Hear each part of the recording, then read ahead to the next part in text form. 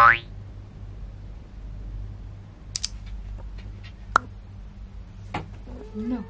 Kumain ka na.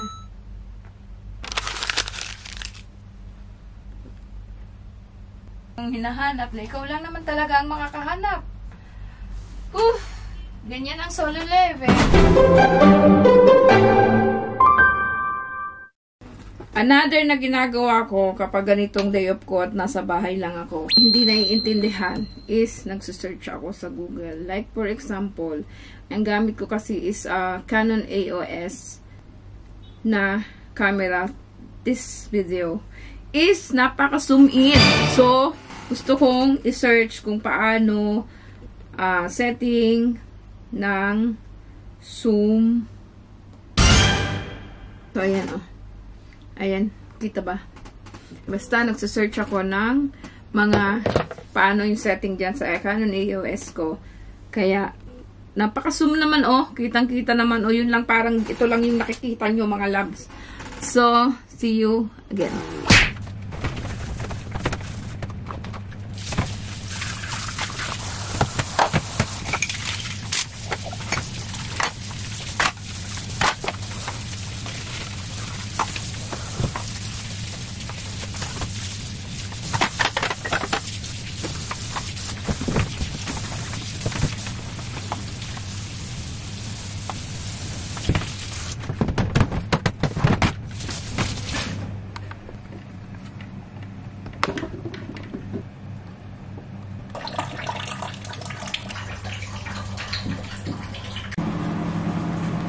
So, habang nagpapainit ako ng dinuguan ko, is magkalat ako nito.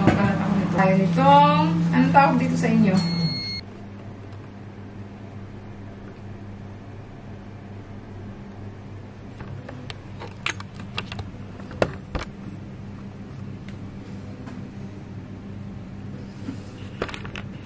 Hindi pa talaga alam paano yun. But let me see.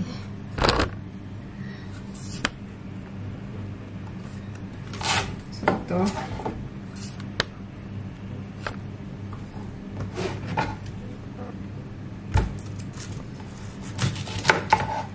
Hindi ko alam kung pwede pa to. Another exercise for two of you.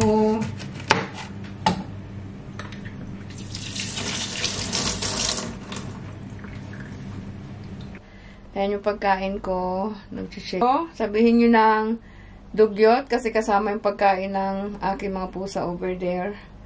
So, bahala kayo kung anong gusto sabihin. But this is me, alone, living alone. So, kain tayo. Napaka-zoom out kasi naman.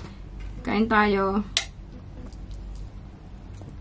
Ito yung buhay na isang solo working abroad. Kakain ka mag-isa sa room mo. Kung may alaga kang pusa, malingat ka lang. Wala na.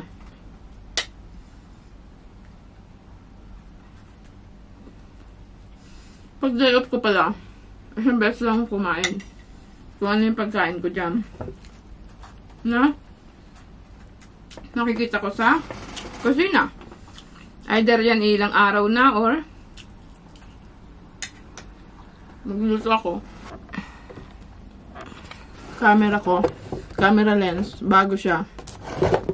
Kaya pinipigure out ko pa kung paano ang setting. So, ang hirap na anuhan ako. Hindi naman lahat ng OFW o solo, katulad ko. Kasi, ako lang to. Hindi yung iba. Nakayang mag-isa sa isang lugar. Nakayang kumain mag-isa sa isang lugar. Ako, mag-stay sa bahay. 24 hours. Yan ako. Ako. Help na rin sa akin yung pusa. Help talaga sa akin yung pusa. Na nadadown ka. Nagiging nagiging kasama mo sa pagiging down mo. Sumasabay sa pag-iyak mo. Nahihirapan pa talaga ako dito sa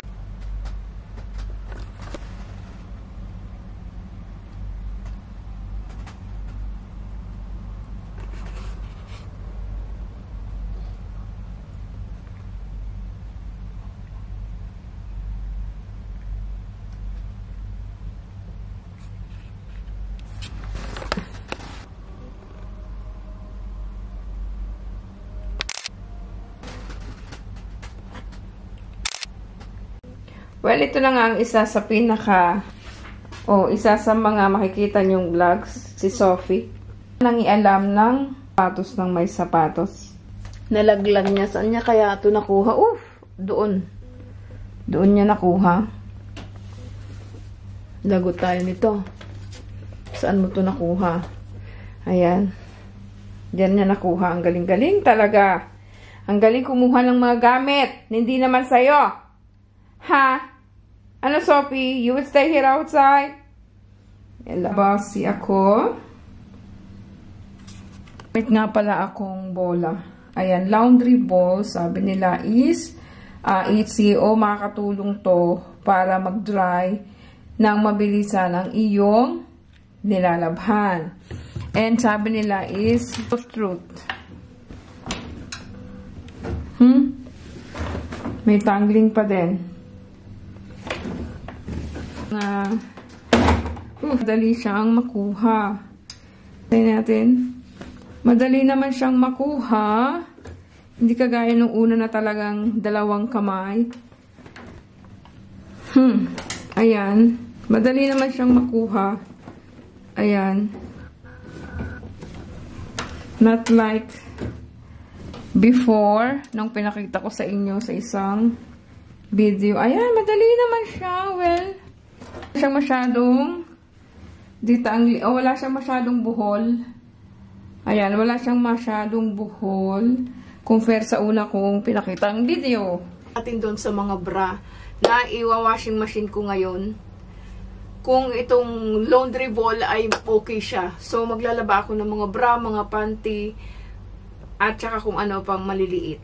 So, nakita mo yung video na yon sa mga uniform ko, is madali siyang tanggalin. Unlike dun sa pinakita kong video na una. So, ipa-flash ko na lang dyan. Kasi nasa TikTok yung video. No, after. So, ipa-flash ko na lang dyan, o ipapakita ko na lang dyan, kung gaano siya kabuhol-buhol nung una. So, yan ang unang video natin. Dahil nga natapos na tayong kumain, natapos na tayong maglaba, ay ang pagkain naman ng ating mga alaga ang ating ipapakita. Ito nga ang minsan nagugustuhan nila ngayon, ang Mio Delight at itong Gymcat na kanilang vitamins. At habang busy nga ako mga loves, ay napakabait naman ang aking mga alaga. Nag-stay lang sila dyan sa tabi o dyan sa taas ng aparador para mag-overlooking sa aking mga ginagawa. Pero minsan naman ay nakikisabay sila. Kung ako ay busy, ay sila ay busy rin makipaglaro, makipag-away sa isa't isa. Si Sophie dito ay antok na kaya hinayaan ko na dyan sa taas. Habang ang aking si Cloudy ay andyan sa baba, mukhang